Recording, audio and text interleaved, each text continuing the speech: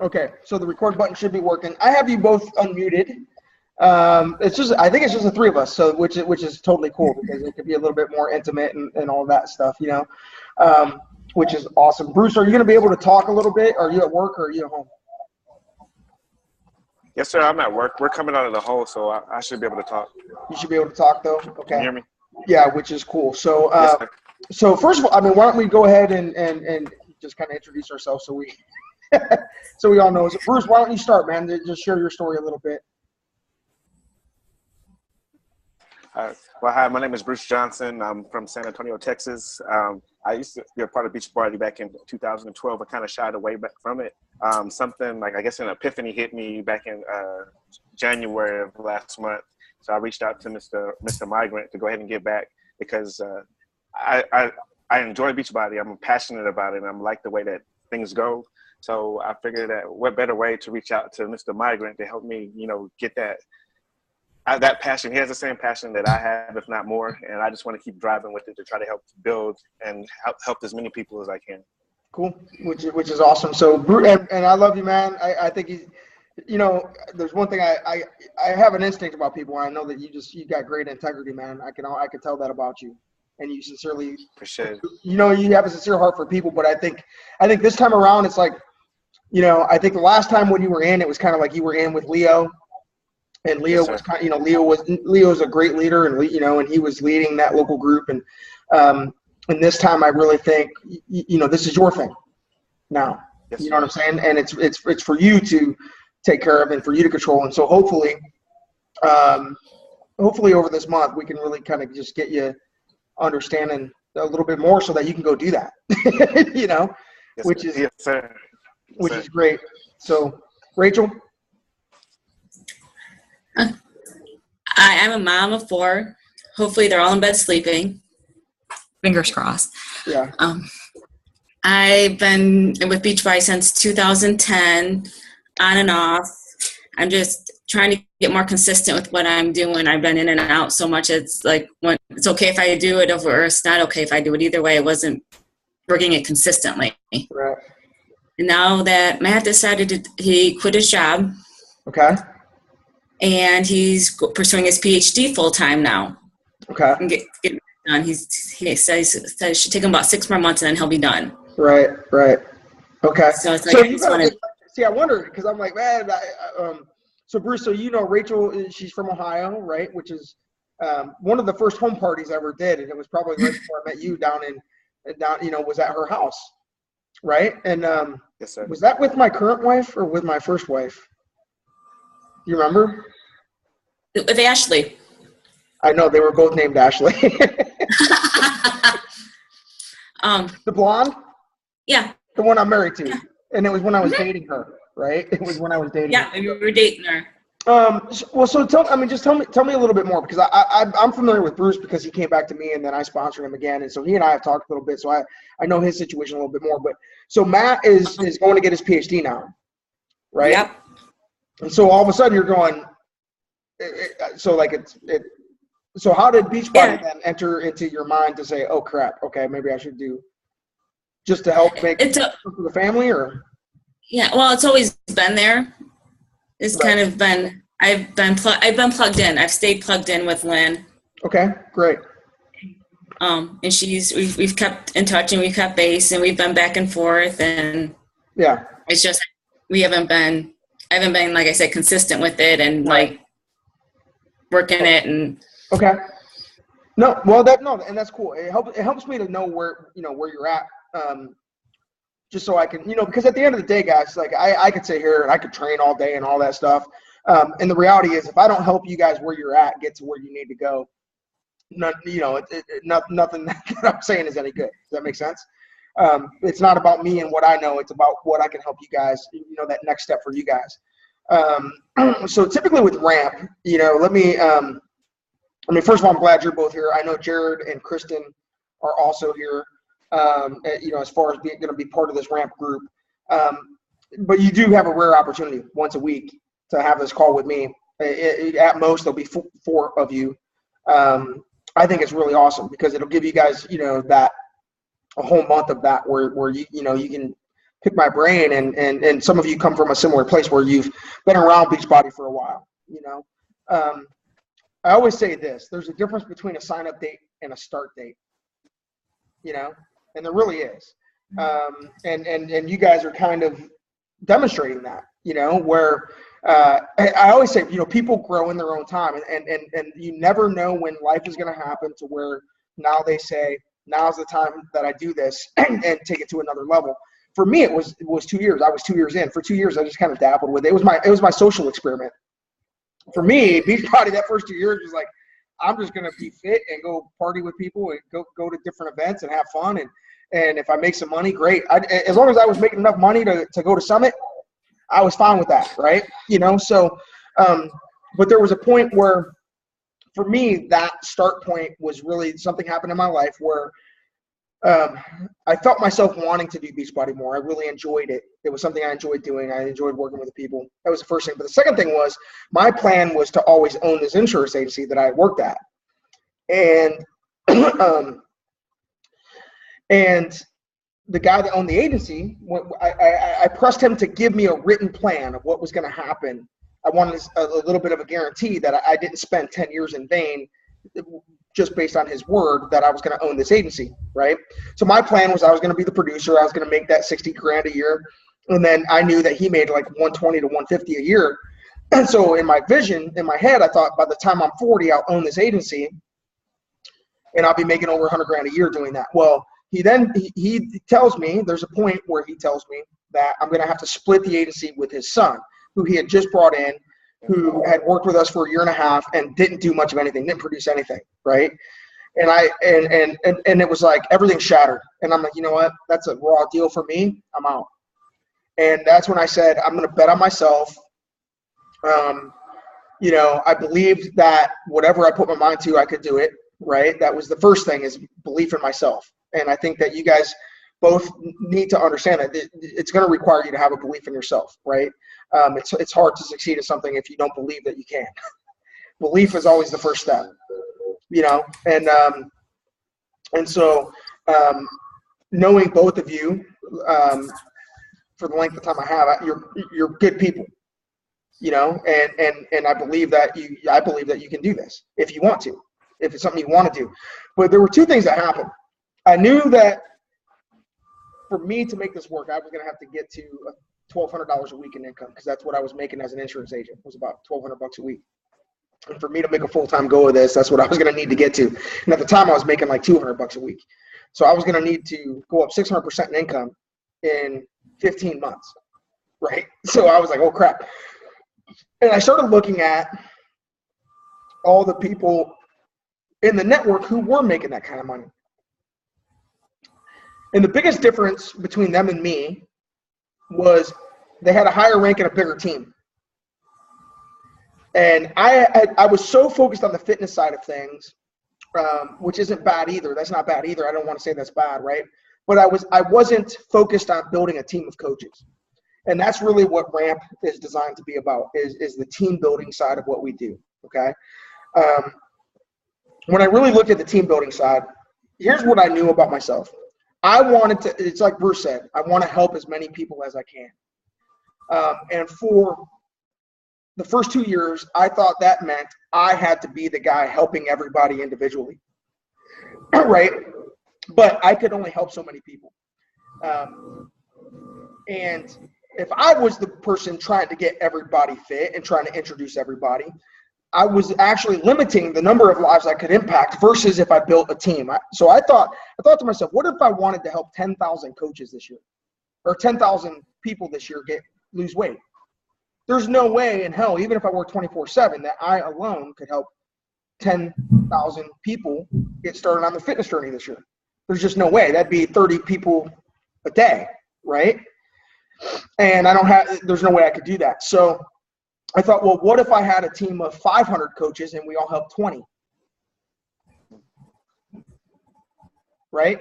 If I had 500 coaches and I had 500 coaches out there and we just all helped 20 people a year get started, that would be 10,000. And then I thought, well, shit, they could do more than 20. If they do 5 a month, that's 60. Now with 500 coaches, I'm helping 30,000 people get started. And that was when my thinking shifted from just going out there and being 100% about the fitness and trying to help every single person get fit to understanding there's two sides to this, the retailing and the team building. And there's a reason why team builders make more money is because they impact exponentially more people, right? That's when it started hitting me. I started going to events, and I started listening to like Larry Zimberg at the time and all of these people that were around the network, and his message was that, this isn't about one person doing everything. It's about a lot of people doing a little. But me being the stubborn, Ruby, bull-headed driver that I am, I thought I still had to do everything, right? Like I still had to be the guy to help 500,000 people manually myself, and it wasn't going to work. And so I shifted to team building, and so, at the time I was a diamond coach. Now you guys are all emerald coaches or whatever.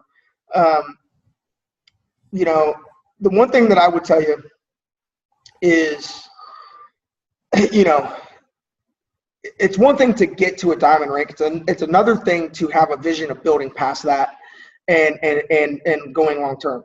I mean, we've had over 100 diamond coaches in our organization, right? 100 people make it to that rank, and probably about 50% of them or more aren't currently diamond coaches, right? So there's kind of this loophole in it where you set a goal to go hit a rank or something, and you go hit it and you think your work is done, right? So that's why, for me, this group is going to be more about helping you guys craft a vision that leads to long-term success, stability, and income, and lives being changed. Not just by you, but exponentially by other people who willingly go out and do what it is that we do as coaches, who go out and spread the word. And that's where, for me, when it comes to team building, there's two types of people that I think we need to add to our team. The first thing is we have to have a grasp of why we want to build a team. So here's, off the top of my head, the reasons why I want to build a team. It's pretty simple. I already stated them. Number one is more lives are going to be changed. Okay? There's going to be lives that are changed that I don't know by people I don't know. Think about that. There's 4,000 coaches on our team, roughly, right? There's coaches on our team. I don't know the coach that enrolled them, yet they're still out there spreading the word. They're still out there helping people. Had I never switched to team building, that wouldn't be happening, right, with that person. And so every coach we bring in knows people that we don't. Write that down. Every person knows 1,000 people that you don't. And those people all deserve an opportunity to say yes or no to living healthier, to say yes or no to building income for their families, to say yes or no to personally developing themselves, right? But you don't know those people. All right, but they do. So just the exponential factoring of it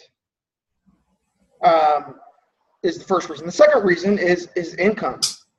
All right, when you look at, I would encourage you guys to go in the online office. There's something called the average earnings statement. And so what I noticed this was back in the day, and I don't, the numbers are probably different now because there's more coaches and it's probably averaged out more, was the average diamond coach made around $15,000 a year. And at the time I was making 60 grand a year, right? And I thought 15 grand, and that's a crap load of money. That's a 25% raise.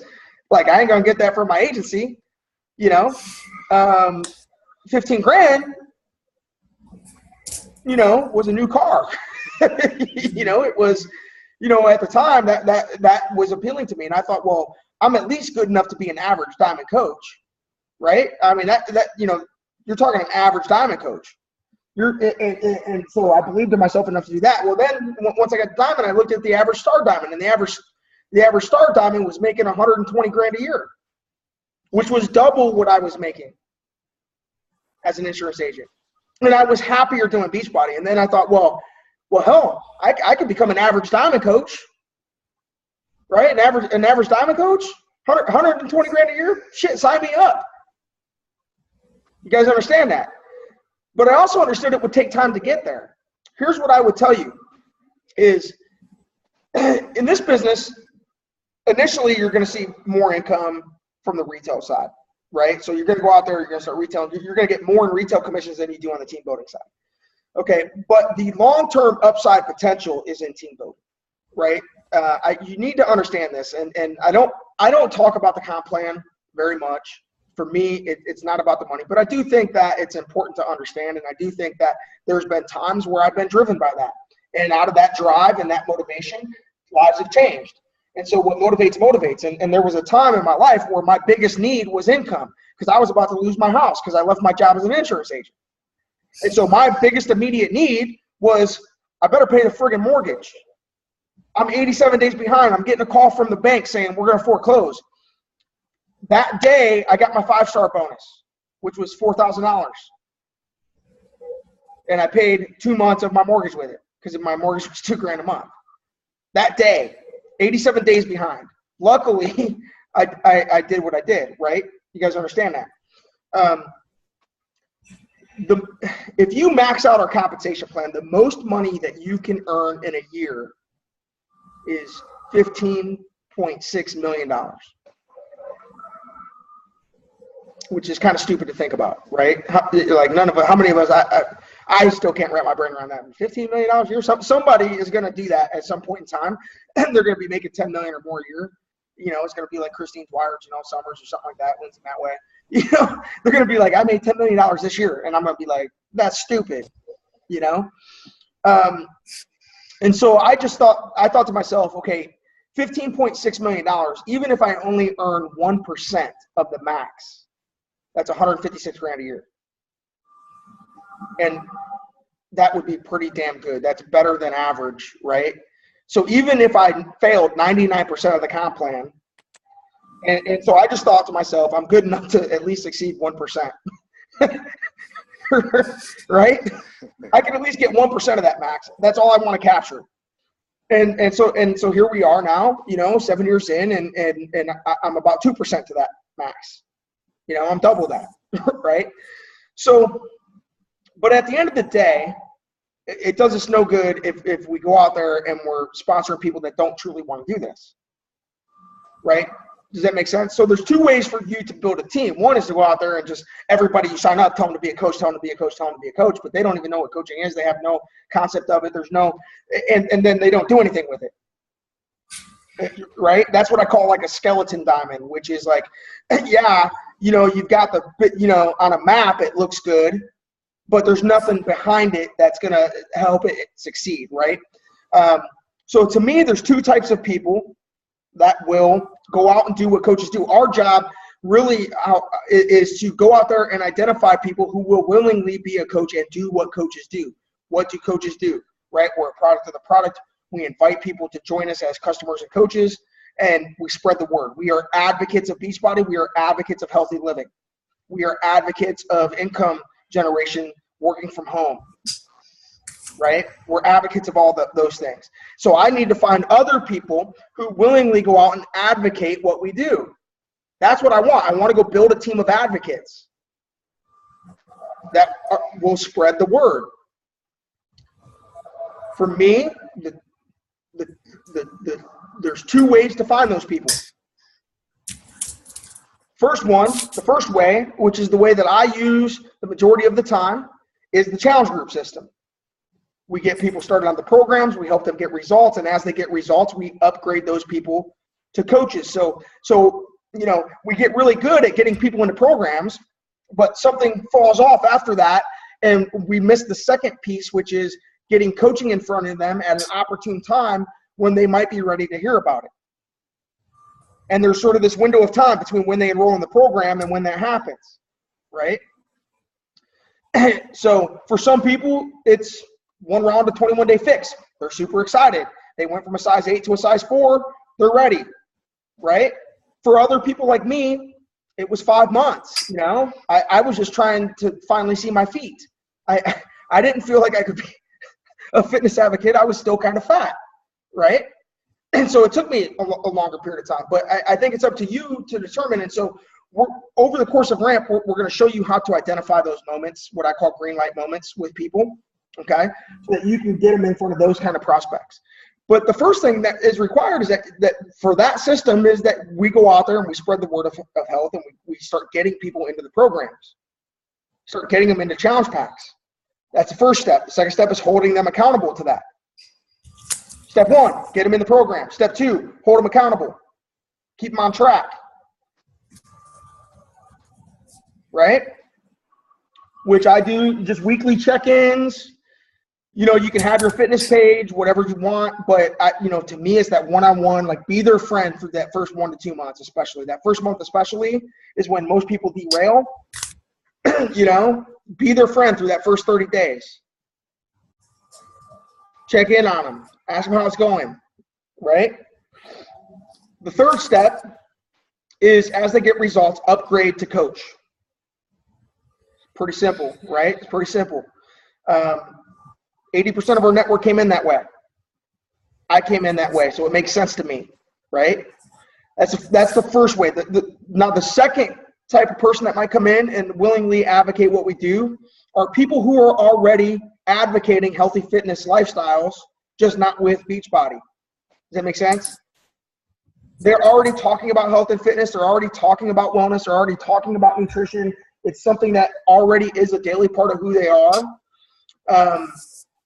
But they're not earning an income for it, right? They earn their income a different way, and they've never been presented with an opportunity to partner with a company that will pay them for doing that, right? So,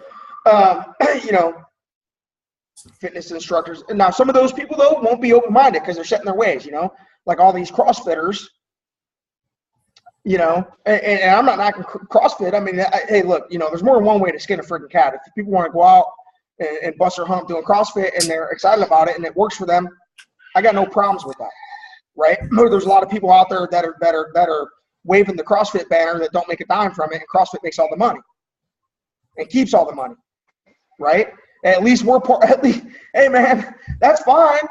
That's okay. I can, I advocate Ohio State, and Ohio State don't pay me, right? I wear the Ohio State jersey. I wave the banner. I got an Ohio State mat out in front of my door, but the Buckeyes aren't sending me a check. That's my question to those people is, well, that's cool. Would you like to get a check for that? I mean, how's your finances doing? If I could show you a way to actually make money doing what you're doing just with a different company, would you be open to that? Okay? So saying that, here's the thing. Saying that is what most coaches are missing. Most coaches are missing the way to transition somebody into a conversation. Okay? And it's simply a question. I need you to write this down. If I could show you a way, would you be open to that? That's a GoPro thing. That's not a Tommy Migrant thing. When we talk about personal development, we talk about learning. 5 years ago, I was not talking about if I would you. I learned that from Eric Worre and GoPro, right? Okay. And but that's really the second way. At the end of the day, I believe this. Coming up with an approach, and Bruce actually emailed me earlier. He's like, Tommy, I'm ready to get cracking. I need to build my group. Like, but I don't know what to say. I don't know how to approach it. I don't know what's my approach, right? And so, I'm going to give you a simple formula for an approach. That I think it's just a little equation that anytime you're crafting an approach that I think that you can use. Okay, so let's say you're going to approach going out there and building a group. And I'm just going to start with that because I think the people that are on this call with you guys, that's kind of where you're at right now. Is you just got to get the wheels in motion a little bit, right? Go out there and get a few people on board with you, right? Doing something, push and play, drinking a shake, and eventually those people might become coaches, right? So, but it's pretty simple. It's state what Beachbody did for you, share your little story, right? Hey, as you know, whatever that story is, okay? This is what it did for me. This is why I've chosen to get back into coaching. For you guys, it's get back in, or why I started to become a coach, right? And it doesn't have to be long. You don't want it to be 6 paragraphs. It's a blurb. The average attention span of a human being, and Greg Bird posted this today, is 6 seconds now, thanks to Twitter. Okay, thanks to texting. So it's pretty simple. It's hey, as you know, I've spent the last several years being excited about Beachbody, and I've decided it's time for me to get more serious about coaching other people. That's all you gotta say. I've decided it's time because it's something I truly believe in, and so then the third part is state what you're looking for, a specific number of people. So my first assignment, my first assignment is to find at least 5 people to get started on Insanity Max 30, whatever program that you're doing. Does that make sense? Okay. And then state what those people might look like as far as what they want, right? I'm looking for people who would not mind losing at least 10 pounds in the next 30 days, whatever that is, right? Whether it's losing weight, whether it's I'm looking for people who don't have more than 30 minutes a day to work out, but know they need to do something. And who would be willing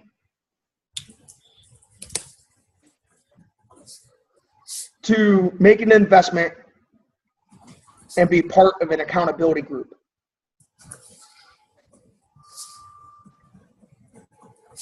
Okay? So it's the specific number of people I'm looking for, then what those people look like, and then a call to action, which is pretty simple. It's you were someone that came to mind. I wasn't sure if you or somebody you know might be interested. Is this something we can talk about? Is this something you'd be open to discussing? If so, when is a good time to talk? That's it. That's your call to action. That's your approach. You got that, Bruce? Yes, sir. Does that help you? Yes, sir. Okay. Oh, a whole lot. All right. Now it's the same on the team building side. I'm going to give you an approach on the team building side. It's the same open. As you know, I've spent a few years being excited about Beachbody, but I've never been serious about the coaching, and I've made a recent decision to get more serious about building a team of coaches. My first assignment is to find at least 2 or 3 people this month, right? So it's the same structure, it's the same formula. It's a formula you can use every month. All right? Is to find at least 2 to 3 people this month, whatever that target is. You could say 10 people. You don't have to limit it. I mean, whatever number you put on it, I promise you'll find it. Okay? So I'm just giving you a number that I think in your mind you'll believe is possible. But don't be limited. You see what I'm saying? But don't let me limit your possibilities. If in your mind you're like, screw that, I can get 20 people, then put 20 people. I don't give a crap what the number is. But it's got to be something that you believe you can achieve. Does that make sense? But that also makes you a little bit nervous. Okay? But it's the same formula. I'm looking for, I'm looking for at least 5 people who wouldn't mind, again, what they look like, advocating health, wellness, and fitness, and getting paid income to do that. And who would also be willing to invest a little bit of time in learning how to do that. I'm not sure if it's for you or not. Write that down. That's a disarming thing. Okay? Disarming is, I'm not sure if it's for you or not.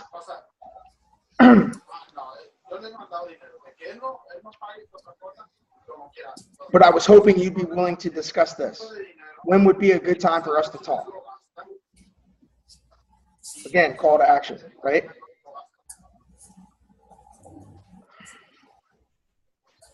How many do you guys feel like you could do that? Put that little approach together? And in your mind, how does that sound? Does that sound like something? I mean, you see, is that something that you'd willingly send to people? Yeah. You know what I'm saying? Yes, sir. Okay. So a lot of the reason that we hesitate is because we don't know how to approach it, and we're afraid that people are going to take it the wrong way, and we're afraid that we're going to come off sales here. All of that stuff. We let fear get in the way of doing it. When the reality is, what we have to offer is good for people. It's up to them if they want it or not. It's not up to us to determine if they say yes or no. Our job is only to get it in front of them and let them make a choice. Okay? So for this group, but I mean, the reason I'm focusing on that is because I think that for you guys, success is going to come with that first step, man, and you need that first step. It's step one of the 5-step process. And it's amazing to me how many people hold back because they don't have a good step one, okay? I just gave you a good step one that you can craft, you can use, you can share it in the ramp page if you put it together and you're not quite sure. Put it out there. Stacy and I will take a look at it, and you'll be fine, all right? But here's what I want from you guys. I want you guys to set a goal,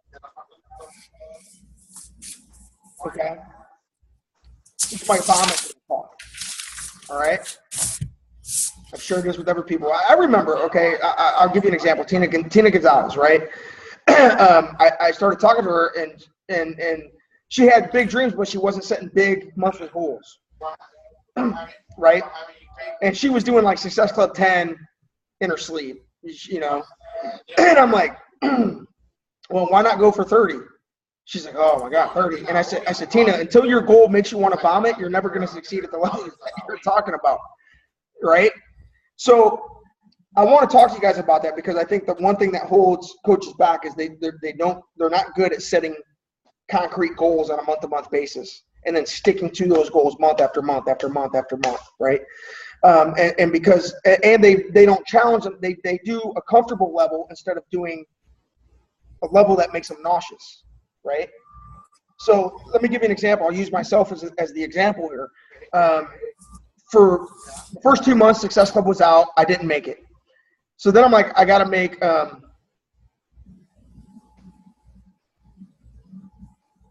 I just got some notice about a train crashing into another train or something. I don't know what that's about. It just popped up on my screen. But I started making Success Club 5, and I was doing that relatively easy. But it wasn't until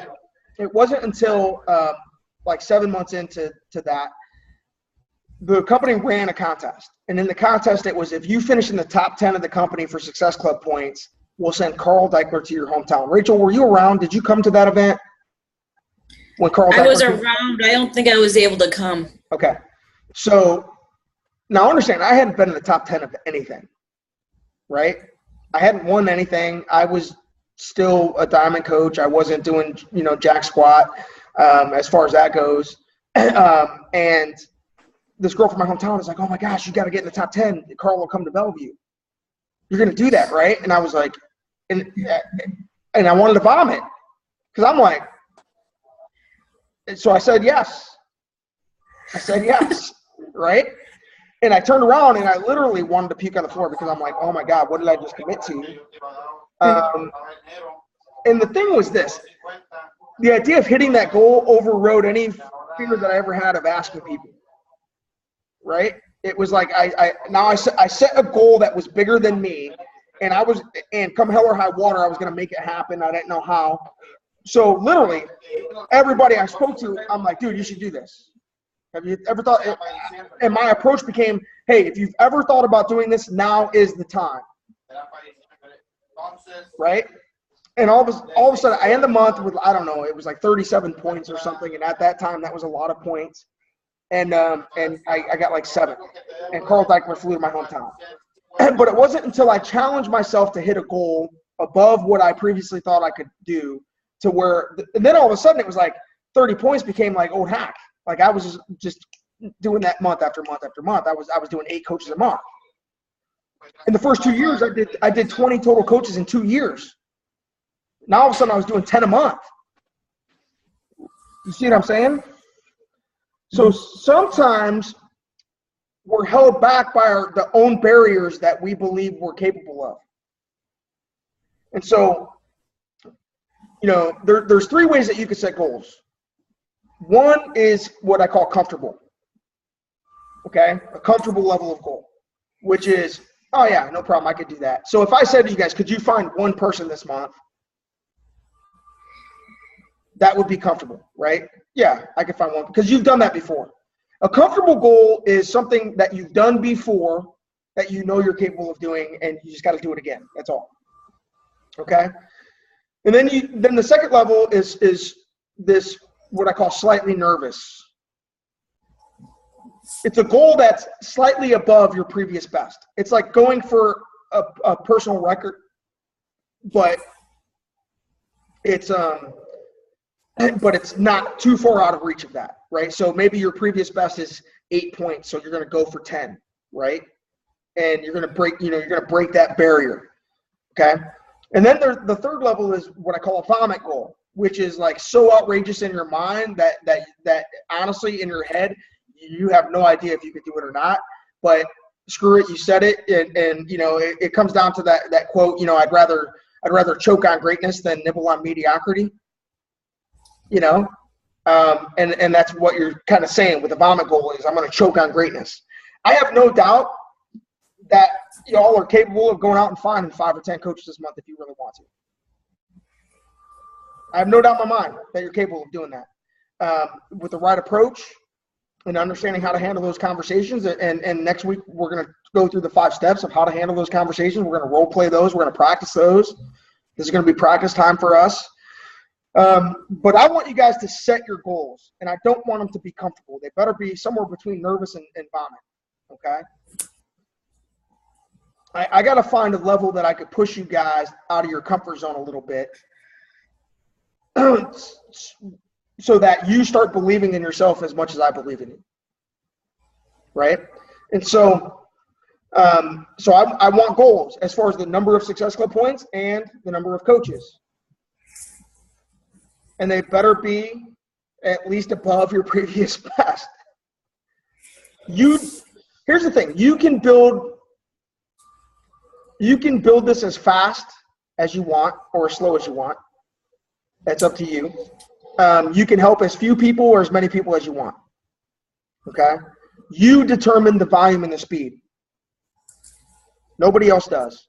Nobody else is responsible for that but you. I'm showing you methods with the goal setting stuff that will help you turn the volume up, right? See, here's the thing. You ever listen to music and it's like you can barely hear it and you're like, what are those words?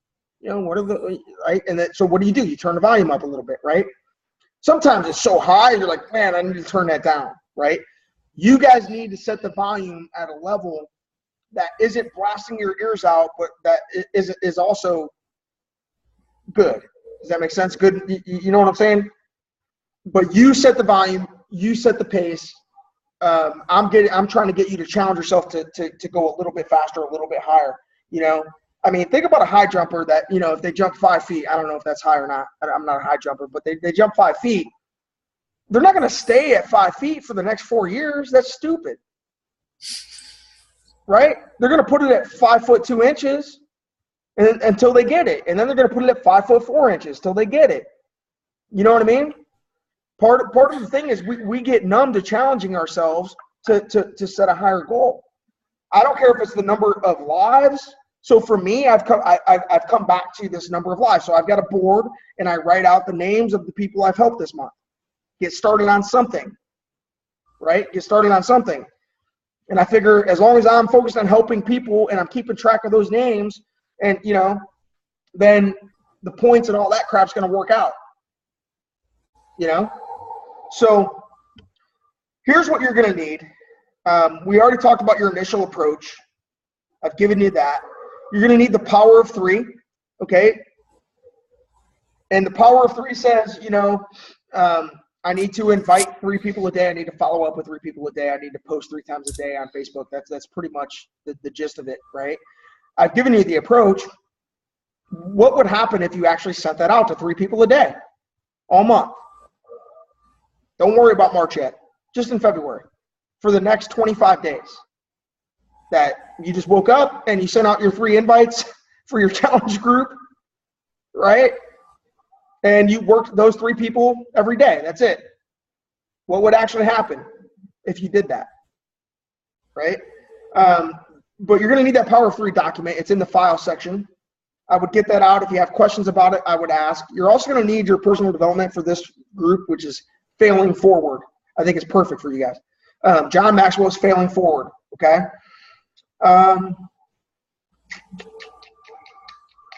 That's it. We're going to have daily assignments. We're going to have a weekly meeting every week. Next week, we're going to practice the 5-step invitation process. If I were you, I'd go into the Coach Training Academy,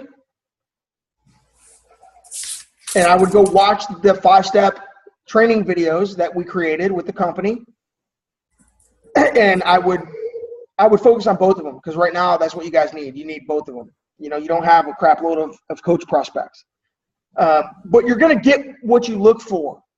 I just want you to know that if you start looking for people who are potential coaches, you'll find people who are potential coaches. The only difference between team builders and non-team builders are team builders are thinking about who's my next coach going to be. Who do I have, right? Who fits the role? But you got to know what you're looking for. That's why we identified the 2 areas, right? Here's what I'm looking for with coaches. I'm looking for someone who fits one of the 2 things that I could put coaching in front of. Now it's just getting comfortable with getting coaching in front of them. How do we approach that? Right? And then what to do in those conversations. Next week we'll do the 5 steps. Stacy, do you have anything to add? Comment, add? No, I'm just excited. I think that this is going to be, I mean, you guys seem really ready. You seem like you've done your groundwork. You're excited. You're enthusiastic. I'm excited to see how you come out of the end of this process. I would encourage you to dig in. There is absolutely zero shame in asking questions and being humble. And I would just encourage you to just embrace this process, get as much from it as you can, and blow it up. Well, that's about it, man. So what about you guys? I mean, do you guys have questions, comments before we get off?